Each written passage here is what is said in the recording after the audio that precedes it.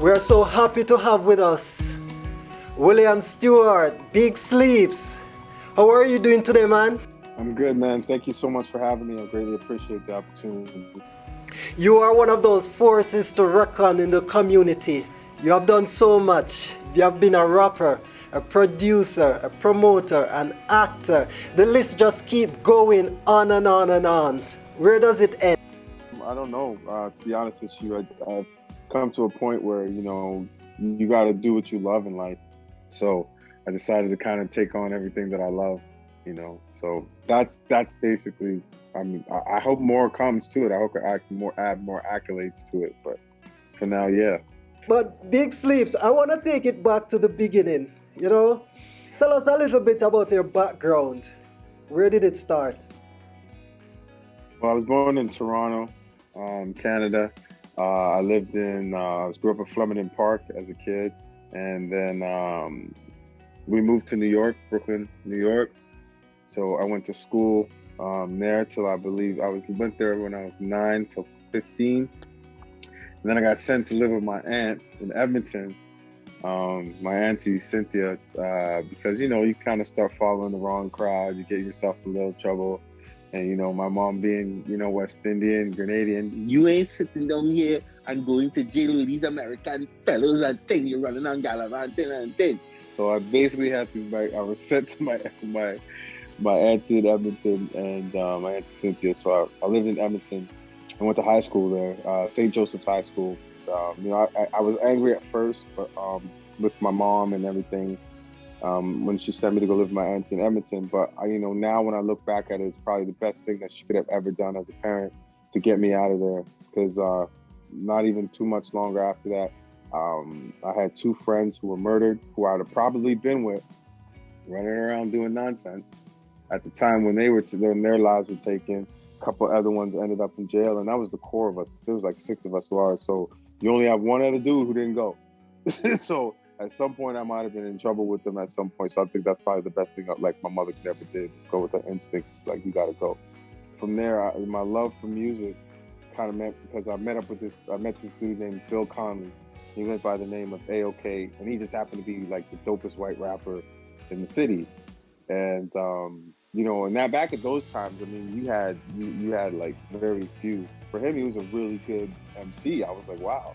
And then he was opening for shows that were coming to Edmonton, and he had a radio show, so I'd help carry records, try to be figured out. And it was new to me because I never experienced something like that.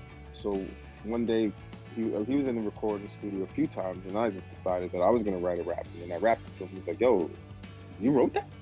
And I was like, yeah, I wrote it. He was like, nah, you didn't write that. And I was like, yeah, I swear to God, I wrote it. And I spat it, and then I showed him the papers that I wrote it. And he kind of nurtured that, like, yo, man, you should keep it up. And so I kind of did. And from there, that was my love for the wordplay. And it was just, hip-hop culture gave you an identity. And at that time, that was the identity I wanted to kind of be a part of, baggy jeans and clothes that don't fit you properly and all kind of nonsense. So how far did you go in the music? I appeared on a couple records that I was on that was released, but as far as my own projects, no. And that's a big thing where I've always said, it's like, part of it probably the fear of like, what if people don't like it? And then the other fear of, you have to work with the industry that's doing the record labels who are signing you, and you be in a city like Edmonton, you're not with the A&Rs in Toronto. You can't buy this guy a drink. Something that a lot of artists in Canada, they never got the opportunity to really shine because, I feel there was a community. There's not really an industry in Canada when it comes to urban music. What happens next then? You were in Edmonton, 15 years old, you're exploring music. Tell us, so what happens next for you? I moved to Vancouver because we came to do a showcase in 1992 called Groove 92, and we had there were so many artists out there, and we drove from Edmonton to Vancouver. We performed at Groove 92. BMG Music was interested as us as a group. That was the first time actually we met the Rascals. And the Rascals, everybody knows like Rascals. They got one of the biggest songs in Canadian history. And on my radio show, I tried to tell people, like, listen, consider the Rascals music that they released as Black history, because they sold platinum records, gold record. They sold gold records in this country. They broke barriers. They actually put a song together which united the entire country from east to west coast. So I got an opportunity to meet those dudes before they even had a record deal. Saul Guy, he was a dancer in the group before he actually took over management. It was just dope to know dudes who are a part of this history in this country when it comes to Black music, no matter how you look at it. And you know, a lot of people actually wouldn't even know. See this phrase right here, Van City? See that phrase right there? Red One made up, that was Red One. Red One came up with that name. He called it Van City because everybody was calling T-Dot, T-Dot. And he came up and called it Van City. So you see all this, funny how I'm wearing all this right now. But, you know, big shout out to Martini at Dipped. But it was actually Red One from the Rascals who came up with the name Van City. And, you know, it's a staple now. We call that a staple, you know, it's a staple in the Maple. And weird enough, at that time, that was my transition between getting into the film industry. I was a PA, a production assistant trying to act. And I started doing little things. I booked a few things and I came back. And that's when I went out and when I came back off for I auditioned for a TV show called True Justice starring Steven Seagal. And I actually booked it. And I played Mason on that series for the first season and a few episodes of the second season. And from there, I really started to find the love and the passion for acting. What did that do for you in terms of what other projects came along? There was a domino effect. Because when I first started, you know, I was getting a few one-liners here and there. So when I first started acting, before that, really, to be honest with you, how I got into acting was I dropped a friend off at an audition. And I was just sitting in the car minding my own business. And a friend of mine came down the stairs. And back then, you have to remember, there's probably only like 9 Black people in Vancouver. So when we saw a Black dude, we was like, oh, hey, you know, hey, what's good? Oh, hey, what's up, man?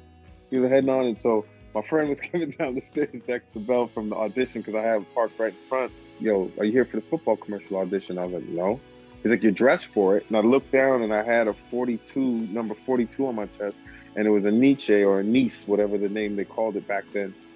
And he said, I'm gonna just run upstairs real quick and see if you could audition. I had no headshot, no resume, no nothing. And he came back with a piece of paper to run the lines with me. He ran the lines with me in the car. I went in audition, and then I got a call back. And I was like, then you have to remember, I'm ignorant to this whole process, how film even works. So when I get the call and the girl is like, hi, William. We're just calling about the Cox Communications commercial, and you have a callback. I'm like, callback? I didn't call nobody. What you talking about? You call who back? You want me to call somebody back? And she's like, no, it's called a callback. Are you new to this? And I was like, yeah, I am. So, okay, a callback is when you meet the director, you come in and you meet the client, and you audition for them again. I was like, well, what's wrong with the first one? Like, I don't know. Like, you want me to do it again? So I went through the whole process. Do I wear the same clothes? Whatever. She's like, if you want to. So I was like, all right. So I went, I did the audition, but why I got the role, what got me the second audition was because when we're standing there, it was me and 2 white dudes, and I said, my name is, let's say, slate your name. So this is how Big Sleeps even came a part of my whole like acting career part, because I said, William Big Sleep Stewart. And they're like, all right, I go, William Big Sleep Stewart. And I looked around, I was like, I guess I'm the token Black guy in this commercial.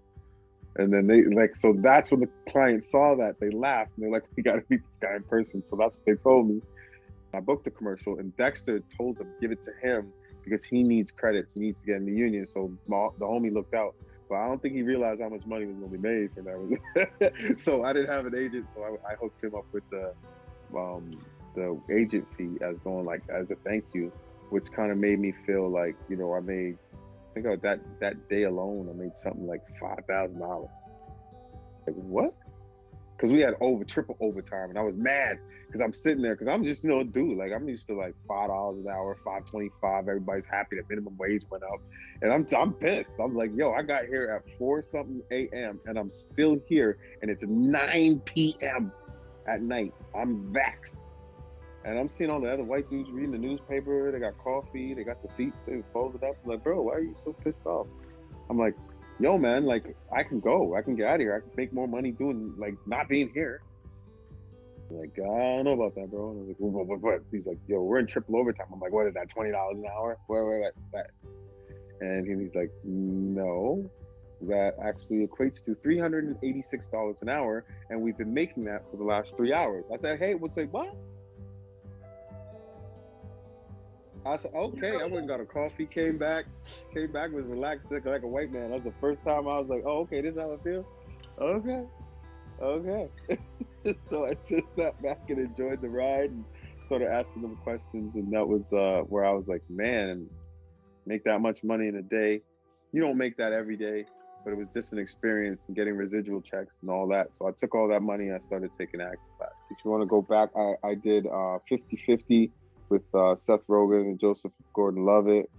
I did Good Boys as well. Done Game Over Man, produced by Seth Rogen. I finished a movie called Coffee and Kareem, where I play another gangster. You know, I get to play Thug Number One. I've done a lot of Thug Number Ones and Gangster Number Fives, but at least in this one I had a name. His name was D, and I play one of the gangsters in the movie that's trying to kill Ed Helms, Taraji P. Henson, and Terrence Gordon Little High. And then Torn, Dark Bullets, that's on Amazon, and I play a father whose son gets killed by a cop, who you find out as the story goes on how important and how I guess there's a lot of smoke and mirrors when it comes to racism and people's depiction of people of color. And one of the main things that we did this movie before the George Floyd thing happened and stuff, but you find out that this cop is racist, and that's where obviously I play a father whose son gets murdered by a racist cop. So you see the difference between all the comedy stuff that I've done. You get to see some like real work where it's like meat and potatoes, where I gotta cry, I gotta be angry, gotta be sad, gotta be a father. And we have won 14 awards out of 20, I believe 21 nominations at the film festivals. I'm starting to see more and more how much I love this craft, because you get to, coming from a hip hop world where you got to be a tough guy all the time, or you got to have this persona of being, sometimes it's like, man, you know what? At the end of the day, yeah, I could be like that, but I don't want to be like that all the time. I think it's kind of really helped me in a way. It's almost therapeutic, to be honest, because you get to actually, you got to cry. And sometimes as men, we don't cry for like 20 some years because you're told not to. So even in my first class, when they're like, just to find out how to find those emotions, I had to play Othello. I gotta, I gotta find those emotions. So you gotta find something to think about. So, but yeah, so I mean, those are the movies that come to mind. Now, I want to know, of all the movies, the works that you have done, which one is your favorite one you have done? Which one you said, damn, that's me, I did that? Is Coffee and Kareem. Love to work with Michael Dallas as a director. For a director to believe in you and your first scene where you say something funny, and he's just like, pretty much after that, I think I got the cosign from him that he would always give us options to say whatever we wanted. And they used a lot of my improv in that movie, and Michael gave us a lot of cool things to say. And to have that kind of freedom was unbelievable. The writers were great, well-written movie. So that was my favorite one, because I mean, after I did the Ja Rule little reference in the movie, and then the whole director and everybody started laughing, because that was pretty much improv between King Batch and I. So that was pretty cool. What? Say what again? Oh shit, bro! You can't do that. My bad. Yo bad? Are you working on any projects right now? At the moment, no. There's a few things that be coming back up. Like, I broke my foot in Coffee and Kareem. My arch collapsed in the running scene, and so that's just now healing and things are getting back. And so I am starting to audition, but hopefully when COVID kind of clears itself up and a little bit more, where I'm feel comfortable about doing this, because a lot of people don't know I've had a kidney transplant in 2016. Robbie, I gotta say, you were very, very accommodating and cordial, because normally we're supposed to be sitting side by side to do this interview. And when I explained it to you about me having a kidney transplant, you were like all for like safety and things like that. And people don't realize there's a lot of people like no masks and you know, COVID is scamdemic and all that. Well, COVID could kill me, so scamdemic, whatever the hell it is, and I'm gonna do what it is for me to stay safe. Try to follow guidelines. So I appreciate you for that, man. Yes, man. Thank you. And thanks for doing this too, you know. Thank you. And now, what's in the pipeline? Where do you go from here? I'm writing TV series. I got plans to write a couple more like ideas for TV series, some movies.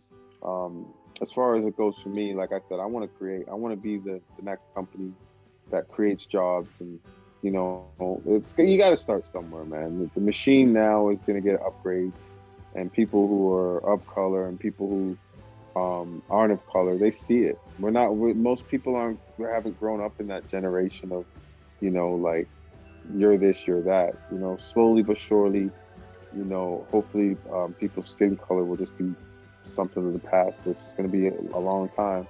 But I've said this many times. So as things change, your mind has to change. Your mentality has to change in the sense of understanding that we're all individuals.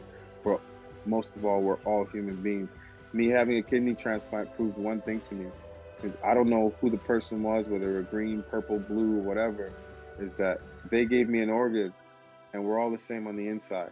Personally, I've seen where there are more black people are in the film, and also I'm seeing more black people getting lead roles. Do you think, or do you see where the industry is being more acceptable of blacks, or where do you see we stand in the film industry? I think that the industry has always been acceptable for blacks, but I just think that the leading force of people writing the scripts weren't black. The people that were writing the black scripts were being told, well, this isn't going to make any money because it's not going to make the money like the other people who are doing it. So the only people who are going to make money is Will Smith, you know, Kevin Hart, you know, The Rock, and those kind of people, because they're established. So, you know, we got to really look at it. I feel like the opportunities should have always been there, but there's a formula. There's a safe formula. I think now when you think are people being more accepting? No, I just think people don't want to look like racists. I hate to say it. I mean, because it went from descriptions of people of what the color of the person's skin was to any ethnicity. Oh, really?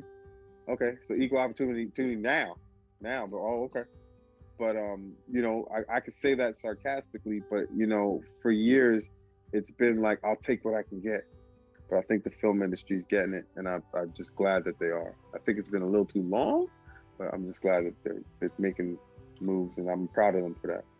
For black people, let's say black people who want to get into the industry, what advice do you have for them?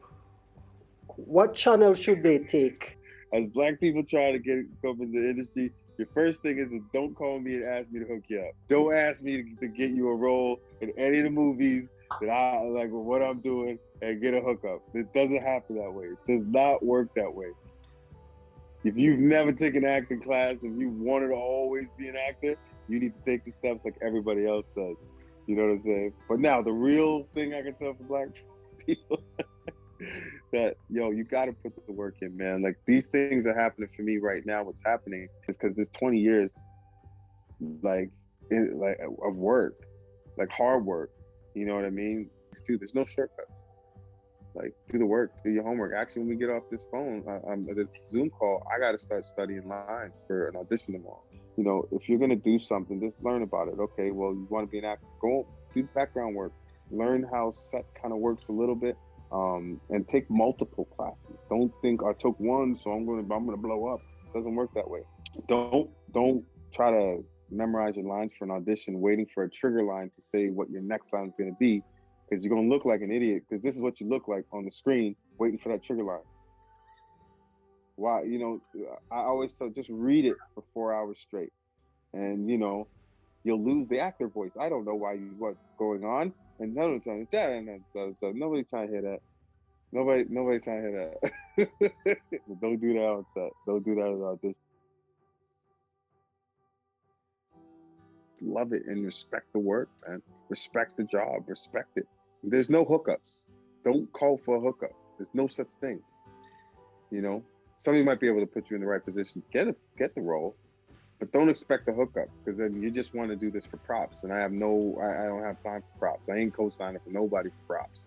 You know, I'm still learning everything. I don't know everything. I'm just enjoying the ride, and I'm learning a lot as I go, to be totally honest with you. But I've been blessed enough to experience a lot of different things from the arts, and I feel great, man.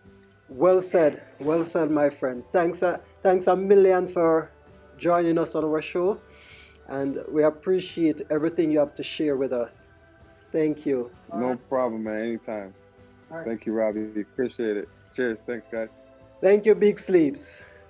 There you have it. William Stewart, Big Sleeps.